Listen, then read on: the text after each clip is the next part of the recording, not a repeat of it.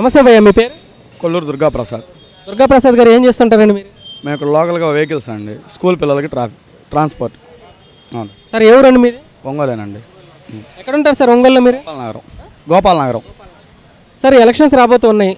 మీ నియోజకవర్గం నుంచి అసెంబ్లీ స్థానానికి పోటీ చేయబోయే అభ్యర్థులు తెలిసే ఉంటుంది. జనార్దన్ గారు టీడీపీ నుంచి, అలానే బాలినేని శ్రీనివాస్ గారు వైఎస్ఆర్సీపీ నుంచి పోటీ చేస్తున్నారు. వాళ్ళిద్దరిలో ఎవరు గెలిస్తే మీ ఒంగోలు నియోజకవర్గ అభివృద్ధి బాగుంటుందని మీరు అనుకుంటున్నారు? జనార్దన్ గారండి. ఎందుకని జనార్దన్ గారు కావాలనుకుంటున్నారు సార్? మాకు 2004 నుండి తెలుసు అండి. 2005లో నేను 10th పాస్ అయ్యాను. ఆ రోజుకి మా ఊర్లో రోడ్లు కానీ, శివారు ప్రాంతాల్లో బ్రిడ్జ్లు కానీ, లోకల్కి రావడానికి కానీ ట్రాన్స్పోర్ట్ సరిగా లేదండి. ఈయన గెలిచిన తర్వాత ఆయన మంత్రిగా చేశారు. బాలినేని శ్రీనివాసరెడ్డి గారు మంత్రిగా చేశారు. 3 సార్లు ఎమ్మెల్యేగా గెలిచారు. కానీ ఏ రోజు మాకైతే లేదు. డంపింగ్ సమస్య ఇక్కడే నడు రోడ్లో ఇదే ప్లేస్ బ్యాక్ సైడ్ కాల్చేవారు. ఊర్లోకి ఎంటర్ అయ్యే ప్రతి చోట డంపింగ్, ఎక్కడ పడితే అక్కడ చెత్త వేసి కాలుస్తూనే ఉండేవాళ్ళు. ఈయన వచ్చాక ఆ సమస్య పరిష్కారం జరిగింది. దాని తర్వాత వచ్చి మాకు ట్రాన్స్పోర్ట్ రవాణా వ్యవస్థ బాగుంది.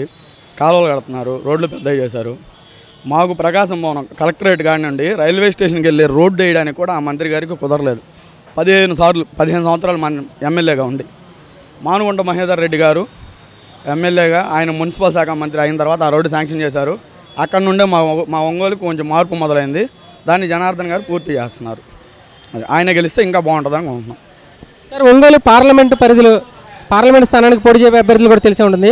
సిద్ధా రాఘవరావు గారు టీడీపీ నుంచి గతంలో అటవీ శాఖ మంత్రిగా, రవాణా శాఖ మంత్రిగా పనిచేసిన వ్యక్తి. అలానే మాగుంట శ్రీనివాసరెడ్డి గారు వైసీపీ నుంచి చేస్తున్నారు. మరి వాళ్ళిద్దరిలో ఎవరు గెలిస్తే కేంద్రంతో పోరాడైన నిధులు తీసుకొచ్చి మీ ఒంగోలు ప్రాంతాన్ని అభివృద్ధి పదంలో చేయగలరు అనుకుంటున్నారా సార్?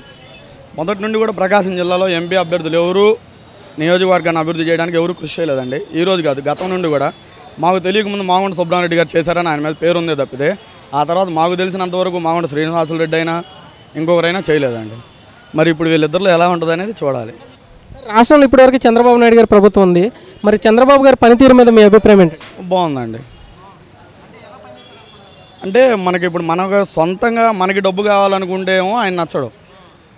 కానీ మనకు అలా కాకుండా మన రాజధాని నిర్మించాలన్నా, కొంత భాగం నిర్మితమైనా, పోలవరం నిర్మాణం జరగాలన్నా, రోడ్లు కానీ, రవాణా వ్యవస్థ కానీ, లేదంటే ఏదైనా సరే అభివృద్ధి, ఐటీ, నిరుద్యోగులకు కొంత కల్పన, నిరుద్యోగ వృత్తులు కానీ, ఇట్లా అటుపక్క అభివృద్ధి చెందిస్తూ ఇటుపక్క మామూలుగా ప్రజలకు ఇవ్వాల్సినవి కొన్ని, అన్నీ ఇవ్వలేను, లోటు బడ్జెట్లో ఉంది కాబట్టి కొన్ని మాత్రం చేస్తున్నారు. అది కొంత ప్రభావితం అయితే ఉంది.